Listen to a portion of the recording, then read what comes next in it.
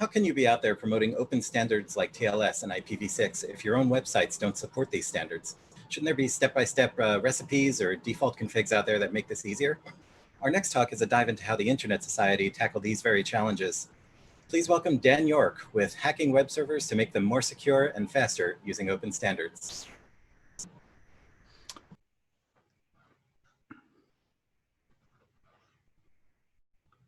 Hi, welcome, greetings. Thank you for watching today and choosing to come and talk about this and to be here and be part of this conference. So I want to begin with a little bit of a story about why I'm here, what we're talking about, and the mess that I found myself in and the situation that was there. So I work at the Internet Society. We're a global nonprofit working to bring about a secure and trusted internet for everyone. And I manage a team that manages a whole network of websites, all sorts of sites that perform all sorts of different functions and purposes. Some you may have heard of, some you may have not, but they're around there. We also believe that open standards are a fundamental building block to have an open internet. We've got to be there. That's part of what's there. And this is what's made the internet, whether it's the fundamentals of TCP/IP, or whether it's DNS or WebRTC, SIP, any of the things that are out there that have brought us to where we are. There's certainly proprietary protocols. There's lots of other things out there, but these are the protocols that have brought about the internet that we use. So certainly we as an organization, we want internet standards to be everywhere, and including our own sites and services. So a while ago, a couple years ago actually, I learned about a site called internet.nl. And I would quite honestly encourage anyone watching right now to go there. It's just literally internet.nl. And if you go there, you can test your site. Internet.nl is an initiative. It's supported by the Dutch Internet Standards Platform. We at the Internet Society are also part of that, but it's a range of organizations that are there to develop a test platform for basically three things right now. One is, how well does your connection work? A second is, how does your website work? And the third is, how does your email system work? And they test for the things you see here: IPv6, DNSSEC, HTTPS, various different options and pieces like that. And I would encourage you, again, I just open up another window, do check it out, and you may be surprised by what you see. As a side note, I would mention to you that if you're interested, this project is an open source project. It's on GitHub. The folks there are very interested in getting pull requests or feedback on issues, things like that. And so I would encourage you to check that out. But coming back to my story. So about a year and a bit ago, I was running a test across that whole matrix of websites you saw to see how well were these sites really supporting the open standards. If we are an organization that is encouraging the usage of open standards throughout the internet, we ought to be supporting those. Well, when we looked at it, we found that in many cases we were, but in some we were not.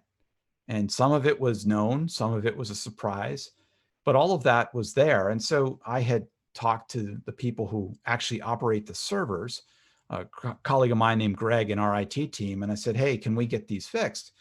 And he said, sure, I can go off. We can get those fixed up. No problem, Dan, we'll have it for you in a week or so or something. So, so things went on and a little bit more. And I was starting to wonder, and Greg came back and said, well, so about those web servers.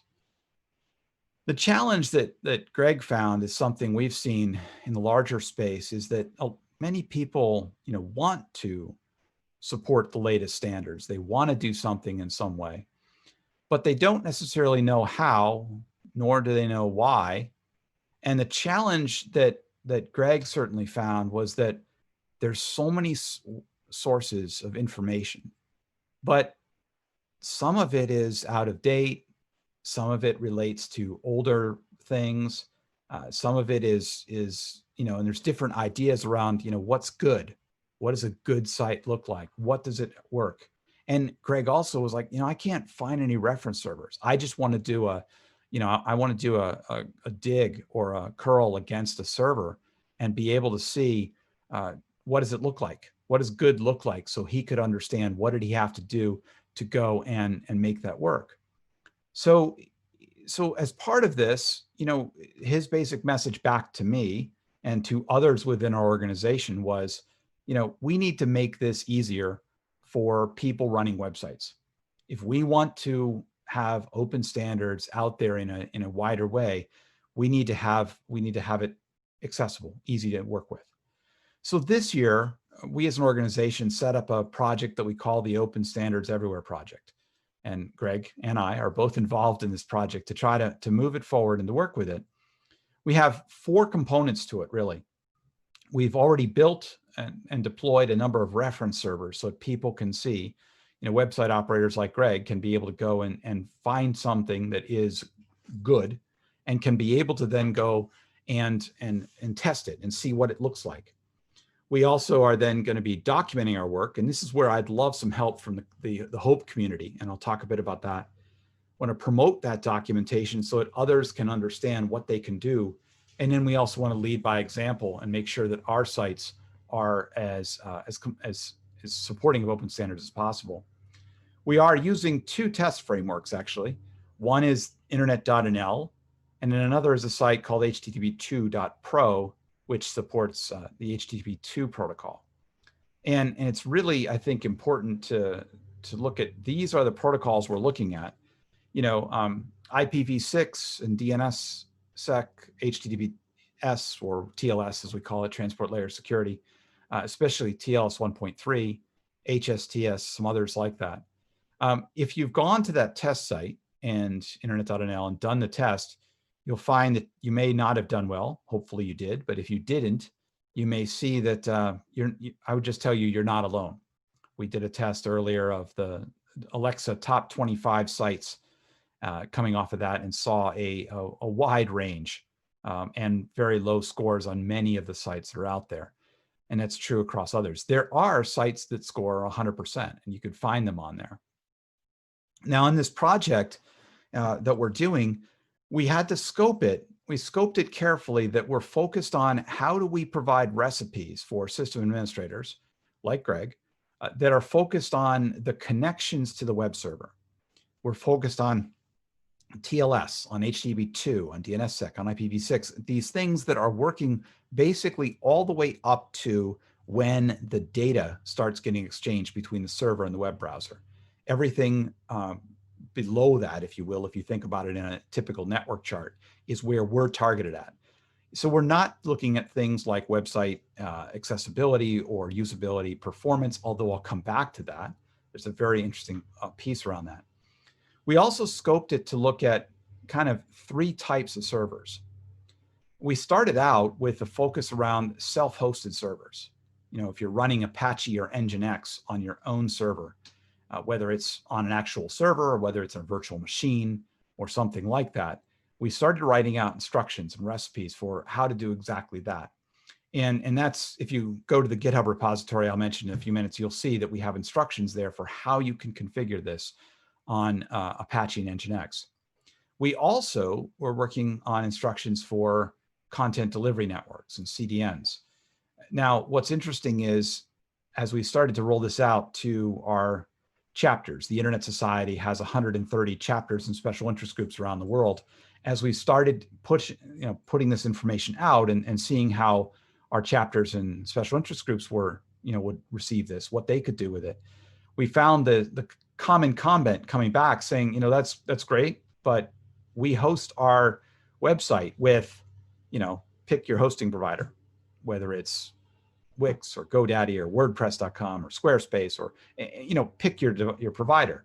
And so they said, it's great that you have these instructions, but ultimately all I can do is maybe configure some settings or send email to the support team or something like that.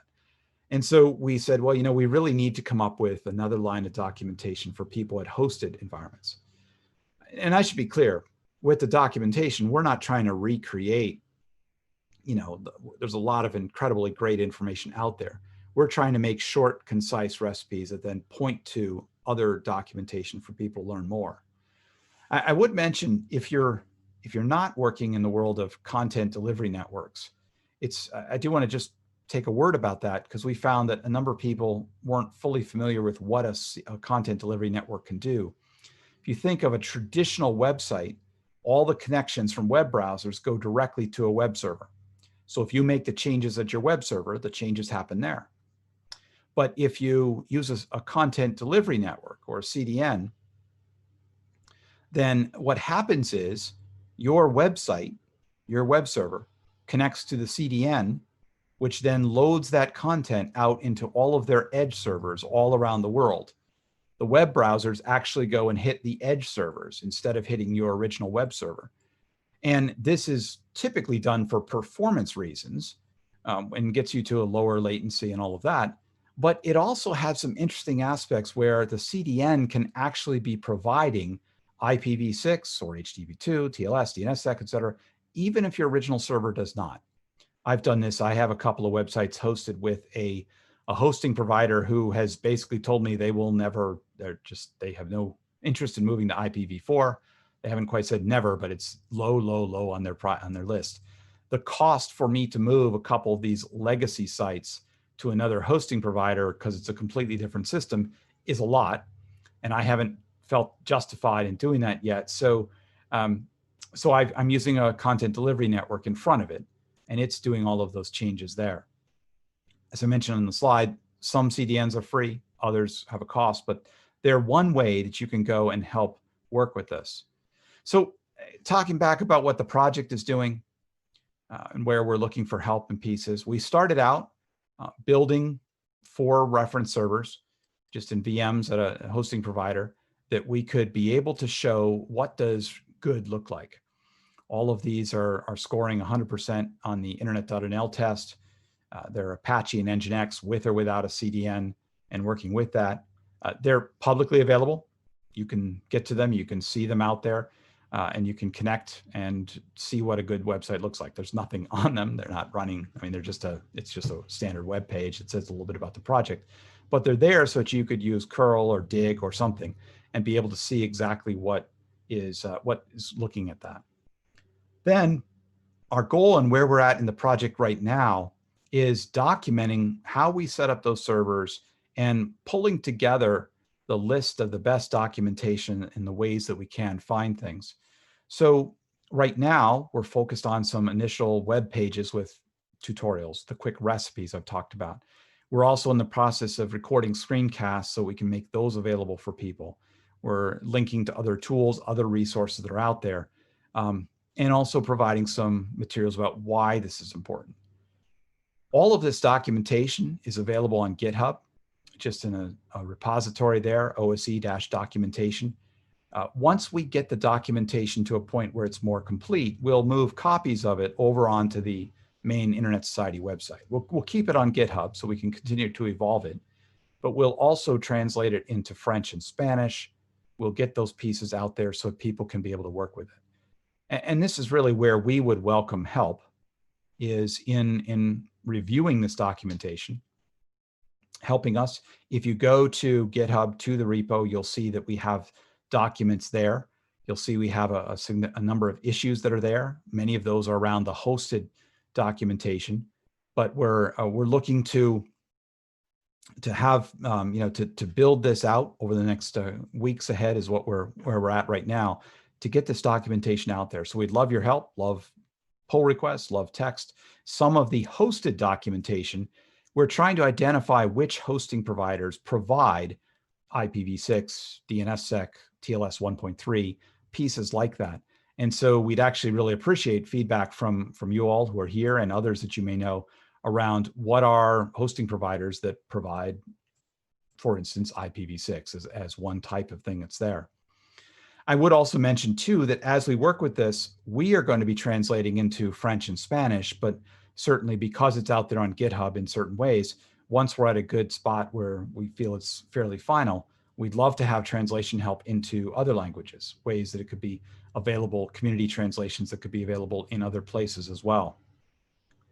Now, obviously then we want to help promote this information, help share this information wider so that more people can be able to go and make their websites more secure and actually faster using some of these new protocols. We're looking to do presentations like I'm doing here, being able to interact with people. Love to interact with folks and write articles, we've participated in several podcasts. We're looking to participate in more. If you know of events in the security community, in the open source community where this kind of information would be useful, we'd be glad to do it. I can do a presentation such as this where I'm keeping it fairly high level, although when we get to the Q&A, I'm glad to dive into the details of any particular protocol if you'd like to. We've also done tutorial sessions where we've gone in and walked people through precisely what do they need to do within an Apache or Nginx server, those kind of things.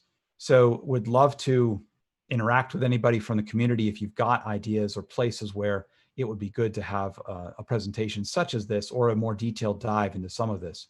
You can just contact me at York, Y-O-R-K, @isoc.org, and I'd be glad to speak with you more. On the promotion side, what's interesting is for the first time in a long time, there's actually some interesting business cases that people can make for moving to some of these new protocols. Apple, in their WWDC, their Worldwide Developer Conference earlier this year, gave some fascinating numbers out of the work that they've done, finding that in the connections and the work that they were doing, they were seeing that IPv6 was 1.4 times faster in the connection setup than it was over IPv4. Similarly, when using HTTP2, they were finding that it was 1.8 times faster. And honestly, sometimes to enable HTTP2, it's just a simple couple of changes in a configuration file and you're done. But it can provide almost a 2x speed in the requests that are being handled by a web server in some kind of way. They even found that TLS 1.3, part of the goal of TLS 1.3, and if you're not, I would hope people in the HOPE community are familiar with TLS, but it's what we used to call SSL, or you think of as HTTPS, but transport layer security. TLS 1.3, one of the goals of TLS 1.3 was to have a faster connection setup. And that was proven in Apple's stats to say that they are 1.3 times faster in what was going on here. So for this is good information that can help all of us who are advocating for these to be able to make the business case that we need to make to others within the organization about why they should spend time, energy, money, whatever is needed to go and make these kind of changes. And what's also happening in here is a couple of things that the folks over at Google can help with. One is Google has recently come out with Deloitte came out with a business case or a white paper that was commissioned by Google, a study that they went and surveyed about 37 different high traffic retail and travel sites and luxury sites. They surveyed them over a 4-week period and found out that just by decreasing your load time by 0.1 seconds, you would wind up, they found that conversions grew by 8 or 10% for some of these sites. The key point was there was a business driver. And as you look at the study and the reports, it talks about how this led to an increase in income, in revenue that was being based off of this kind of information. The other thing to notice is what's down at the bottom of this slide is 3 metrics, which you may or may not be familiar with, but unless you do a lot of work in website performance, but these are what Google is calling its Common Web Vitals. And if you go to web.dev/vitals, you'll find out more information. But perhaps most significantly, Google has indicated that these 3 factors, user experience factors, will all become a Google search ranking factor sometime in 2021. They haven't indicated when, and they've also indicated that they will give 6 months notice when they are going to make this change. But the key point is that these will become ranking factors. Now, the minute you say these things become ranking factors, suddenly people responsible for websites and potentially for the budget behind websites suddenly start to notice. TLS took a long time to get to the the place that it's at right now, where, in many cases we have upwards of 80–90% of all sites are being now served over HTTPS, over TLS. They're encrypted connections. And a huge factor in that has been the evolution over the last 5 years of the Let's Encrypt certificate authority, which has made TLS certificates available for free. And if you're not familiar with Let's Encrypt, go there. let'sencrypt.org. It's the free certificate authority, helps you go and do this. Let's Encrypt played a huge role in this. And another huge role was the fact that Google said that HTTPS, that having your site available over HTTPS would be a ranking factor in search engine ranking. And with Google's predominant role in search engine ranking, that caused a lot of people, and especially a lot of people from the marketing and business side, to say, oh, maybe I should pay attention to all of those security guys who were talking, and gals who were talking about, this TLS thing. What is this? How do I make it work? Well, the same thing is going to be happening around performance, because sometime in 2021, these user experience factors will be more of a ranking factor, according to Google, in their search engine results. And that may cause, people coming to you saying, well, how can we make our sites faster? At which point we can start to say, well, one way will be, let's look at how we go and support some of these newer open standards that do provide these kind of performance improvements that folks like Apple have been able to measure. So that's an interesting new factor around this. Another part of the project, obviously, is what we are going to do on our own self. How can we lead by example? And that's where I began this, right? In the beginning, all we wanted to do was make sure we were practicing what we were promoting and how we could work with that. So we did audit our sites. We're continuing to audit them. We've now been able to get our sites up to 89% on the internet.nl testing. Interestingly, a significant factor for us is that our content delivery network that we use, our CDN, needs a number of changes to it in order for us to be able to go and fully get to that 100% that we're trying to get to. But we're working on it. That's our goal. Let me just end with a couple of notes, and then I'd love to throw it out to questions. So if you've got some questions, please feel free, get ready to ask them in the chat. The project is obviously going to continue. We're not just sitting here making documents and that's it. We have a couple of different goals. One is that we'd like to go beyond just providing documentation to potentially providing some Docker containers that people could use if they just wanted to go and set up a fully standards conformant kind of website that would work very quickly and easily. This is kind of one of our stretch goals that we'd like to see as the project moves forward. We also will continue to watch internet standards because, of course, the web standards don't stay still. They continue to evolve and they continue to go in different ways. Some of you may or may not be aware of the QUIC protocol. I saw at least another talk here that was talking about it. And the QUIC protocol will bring, again, some security and performance increases, and it will be used, it's the basis of what's called HTTP 3, HTTP over to the QUIC protocol. And as that as it reaches maturity, both in terms of standardization and getting out there into web servers and web browsers, we're going to look at how do we bring that into this project and how do we help create some documentation to go and do this, and how do we make our own web servers speak HTTP 3 as well. Another area that's happening is there's some work within the Internet Engineering Task Force, the IETF, around website packaging. How can you make it so that you can be able to package content and make that available to people more rapidly and more easily, especially if you think of people browsing in mobile environments or people with lower bandwidth or who are looking to work offline or different kinds of places. How can you package up a website in a way that can make it so that it can be easily used and consumed in that kind of fashion?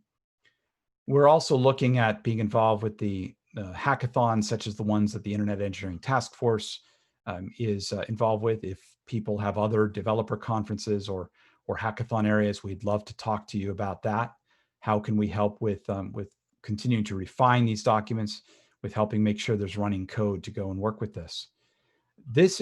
We started in 2020 talking about web servers, but our goal is to really help push open standards far beyond that over the course of the next 5 years or so. After we do web servers this year and develop these quick recipes, we will continue to support web servers over the next years ahead as those standards continue to evolve. But we're then looking at what comes next. There's mail servers. There's a number of very solid, standards out there, DMARC, DKIM, SPF, things like that that are out there and being used today. How can we help people who are continuing to operate their own mail servers with making it that much easier? That's a target we're looking at probably for 2021, in part because the people at Internet.nl, the team there, have a testing engine, and quite honestly, they've already developed a significant amount of documentation around this. So we may partner with them to go and help promote that work in different ways. It's one of the areas we're looking at. We also, there's a lot of effort going on with DNS servers these days. DNS over HTTP, DOE, DNS over TLS. There's even people looking at DNS over QUIC.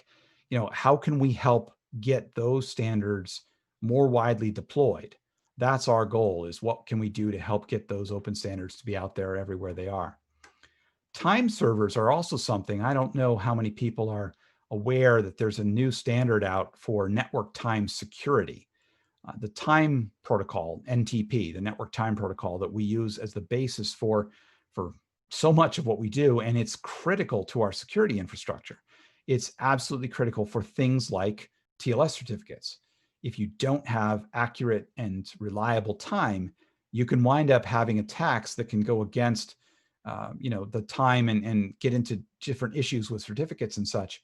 There's a project that we have at the Internet Society around network time security, helping foster some of the implementation and deployment of that. There are a number of people working in that community. And so it may be something that we look at.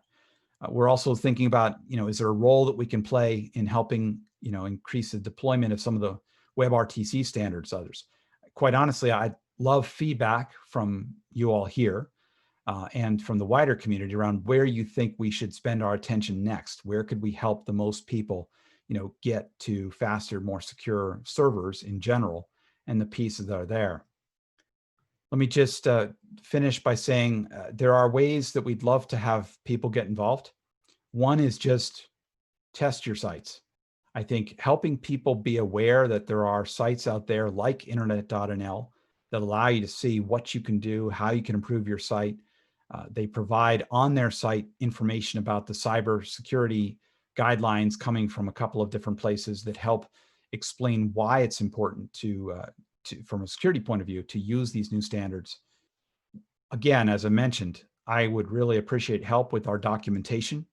I'd love to see people come to our GitHub repository, star our repos, watch our repos, provide feedback on some of the issues, text if you want to. I'm glad to accept pull requests and bring information in and see where this goes. Also, if you can share this information, share that this project is out there, that we're trying to do this kind of work, that we're looking to try to help website operators get that documentation so they're not trying to find it all over the place. We would love your help in sharing that. If you'd like to dive more, you can join the Internet Society. Membership is free, and we do have some additional forums and lists where we engage with people who want to dive a little bit deeper into the project. We do believe that an open internet is based on open standards.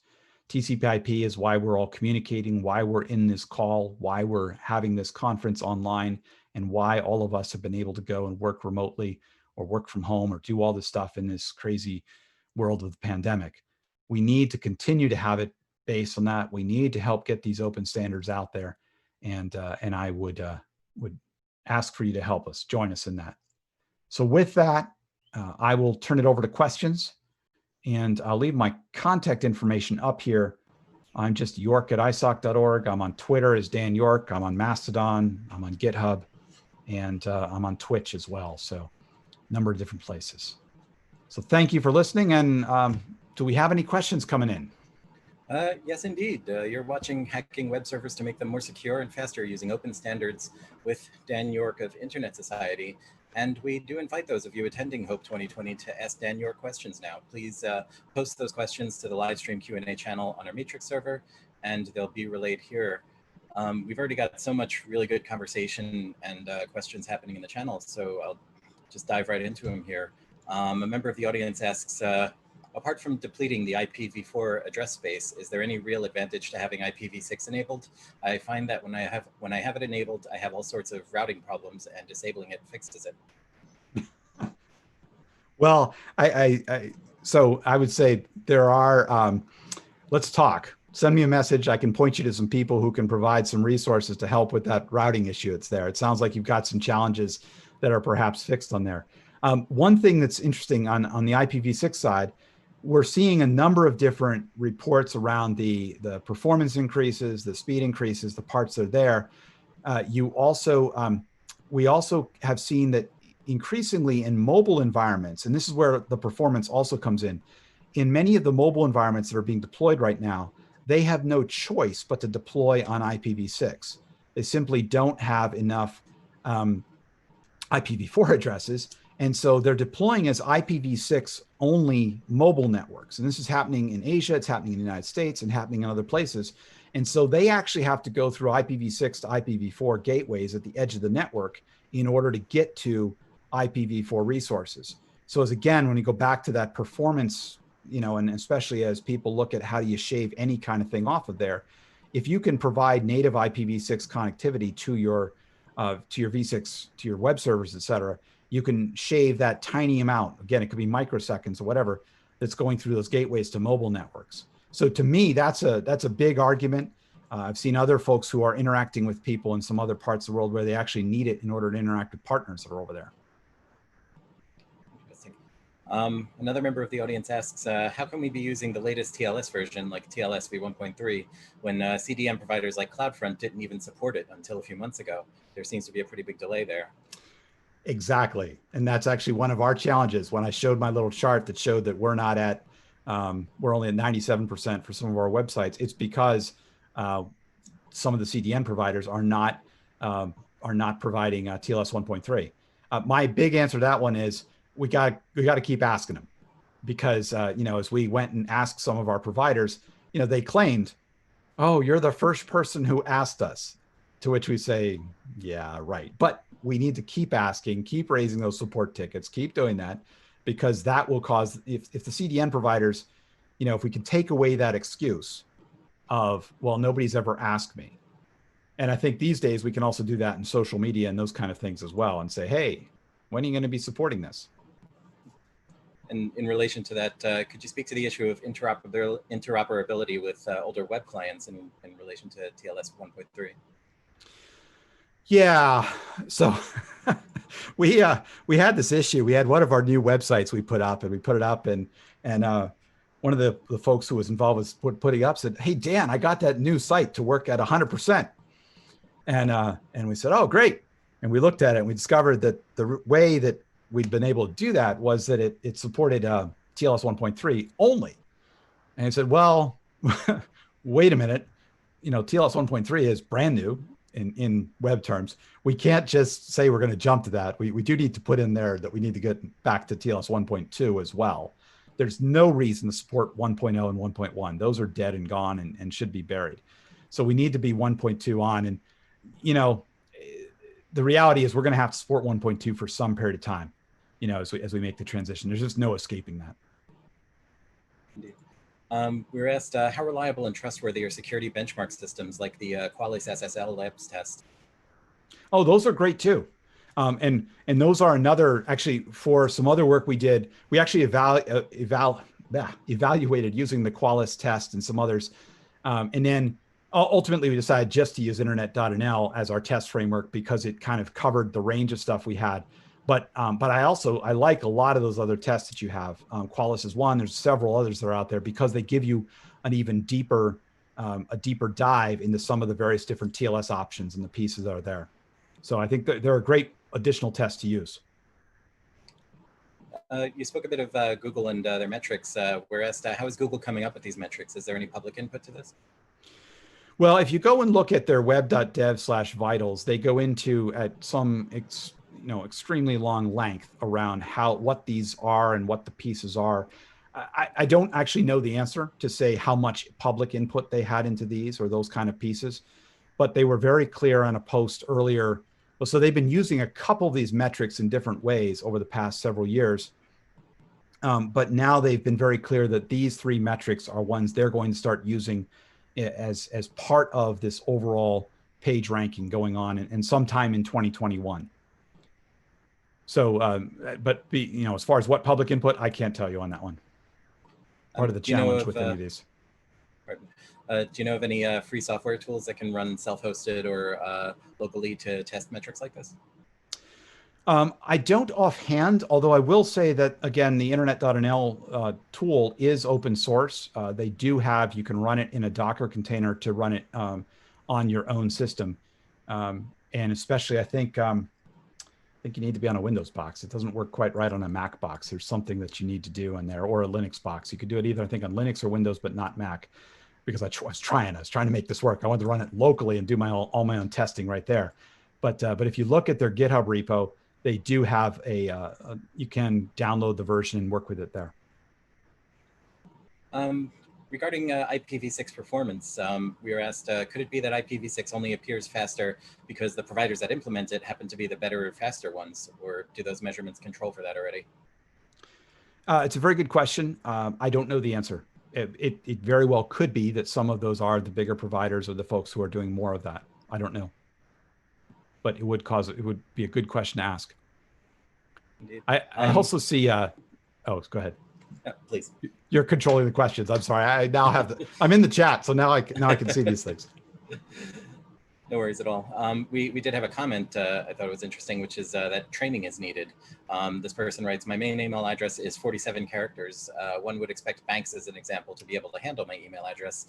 Obviously, some of their website programmers have little clue about the standards. Unknown standards are of little use. Yeah. And that's, and for the 47 character email address, yeah, there's a whole area. If you look up universal acceptance, there's a whole area that's really being pushed by ICANN, the Internet Corporation for Assigned Names and Numbers. If you look at what there's a whole initiative there around universal acceptance and encouraging people and developers to be sensitive to these kind of things and to realize that, for instance, you can have domain names in non-Latin scripts, and you can have other different kinds of things that or super long TLDs, right? We're no longer in the era of three letter TLDs. We're dot whatever, super long names. So that's that's a whole space there. But yes, it's a challenge, and training of developers and helping developers understand why they need to be concerned about this is a hard road to go down. Indeed. We've got lots of good questions coming in. Please keep those questions coming in on the live stream Q&A channel. Our next question is, do you have standards initiatives? Do you have complementary training initiatives? Well, so actually, it's a good, interesting question. So we are, the Internet Society, are looking at developing some courses that would, or at least a course that would go along with this particular bit of work, that would help provide an online training course that would let people go through and work through this process with to help work on the server. So we're developing that. There's many other people out there as well who have courses that are around there. So I'd be curious to talk a little bit more. If you have ideas, drop me an email or contact me on Twitter or Mastodon or something. I'd be glad to talk with you more. And just for the sake of putting it out there, could you give your contact info, your web info, social media? Sure. It's York at YORK, York at isoc.org, ISOC.org. I'm also on Twitter as Dan York. I'm on Mastodon as Dan York at mastodon.social. And I'm on GitHub as Dan York, and Twitch as Dan York 324. And I think that's probably good enough. Excellent. Our next question is, pushing the use of CDNs makes website traffic faster, but it also creates a single point of failure, as we saw even a few days ago when Cloudflare had an outage. Is there any way to get around this? Yeah, I use a couple CDNs. I mean, I joke, but actually there are people doing that for precisely this reason. Which is super challenging in and of itself, because then you have to deal with DNS and all sorts of different challenges of how you make that happen in reality. But it's a fundamental change that's happened in the architecture of the internet, and it's fascinating. Yari Arko and some other folks from the Internet Architecture Board wrote a whole draft around consolidation and sort of the architectural impact that we're having on the internet right now. And it's a real challenge because if you want performance these days, you have to think about, if you really want to go down the performance road, you have to pretty much think about a CDN in some way, because our movement to HTTPS, our movement to encrypt everything in TLS, which I fully want. I mean, I want that. The challenge is it removed the entire caching infrastructure of the globally distributed internet. Because it used to be, right? We all would run, Squid proxy caches or something on our local systems, and we just cache all the HTTP, all the web pages, and we provide them back. And odds are that our ISP was also providing caching servers at some level, and probably somebody else in between. So we had caching everywhere throughout the globally distributed web and internet and stuff. Well, a side effect of going to TLS, to HTTPS, is that all of those things are gone. You can't cache it because the only connection is from your browser to some TLS endpoint. And so nothing in between has any visibility to that. So it's a glorious win from a security perspective and from a privacy perspective, but it has a performance impact because the caching no longer works.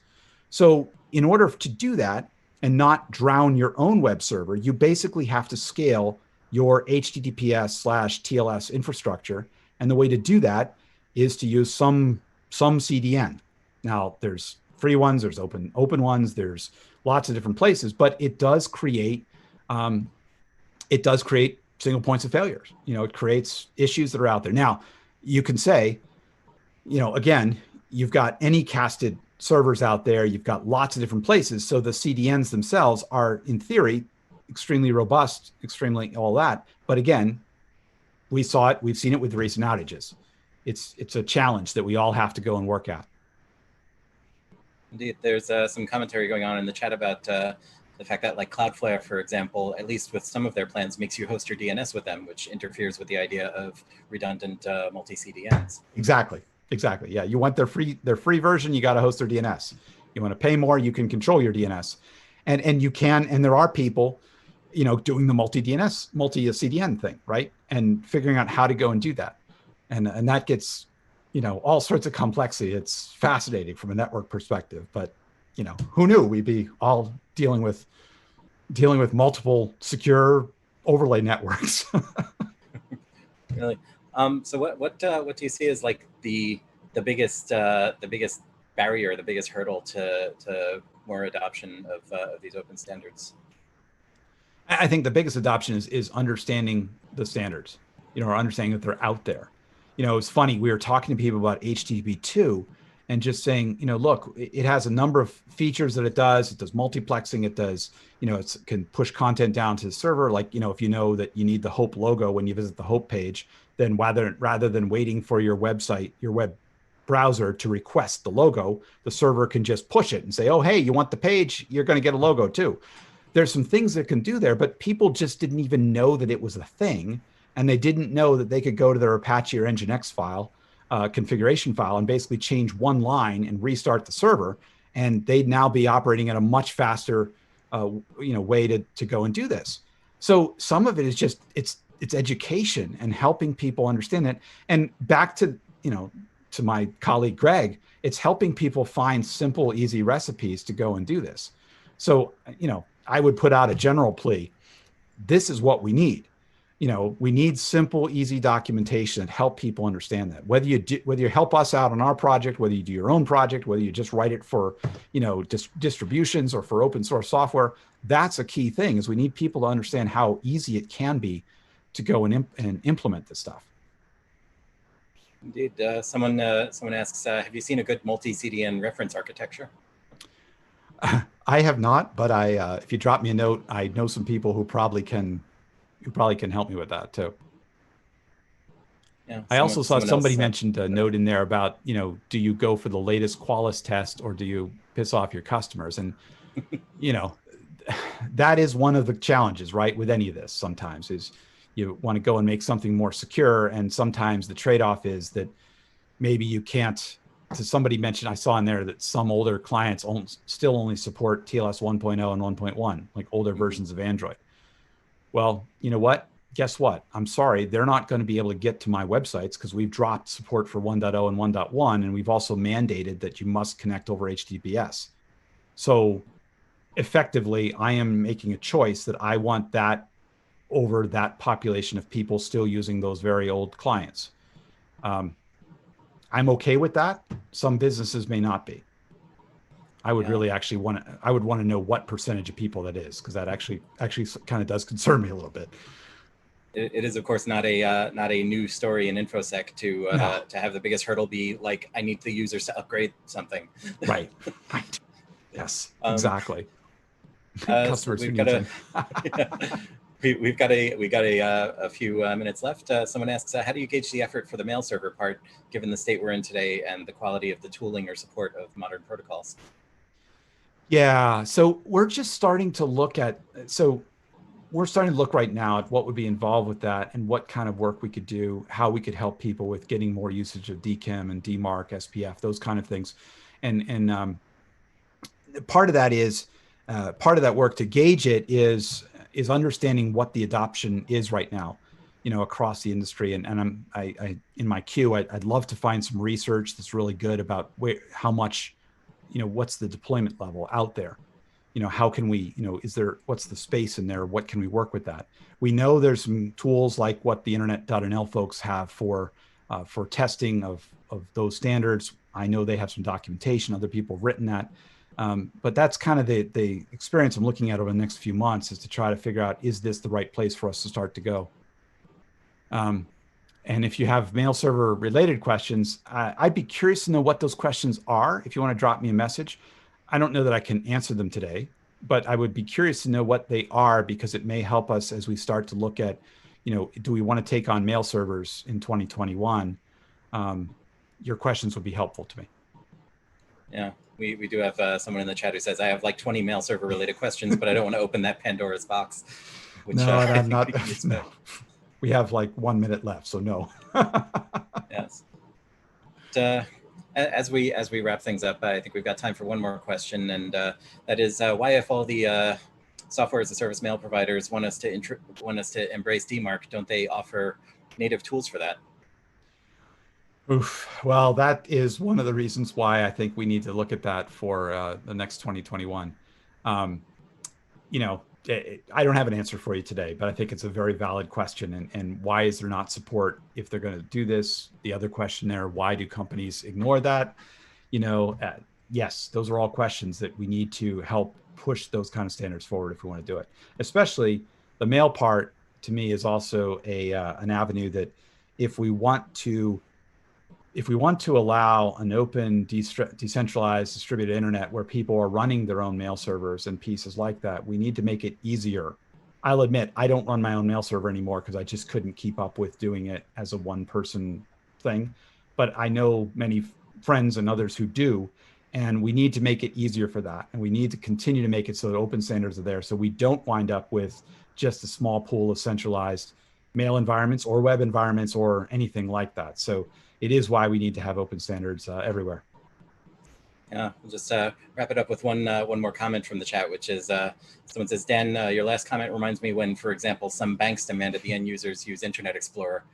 Yeah, well, it's, and although we're seeing that now today too, right? We're seeing some sites will, they work best with browser X and pick your browser in there, but that's a challenge, the larger consolidation issue. Indeed. Well, thank you. Thank you for having me. Thank you. Thank you very much for joining us, and enjoy the rest of Hope. Thank you all.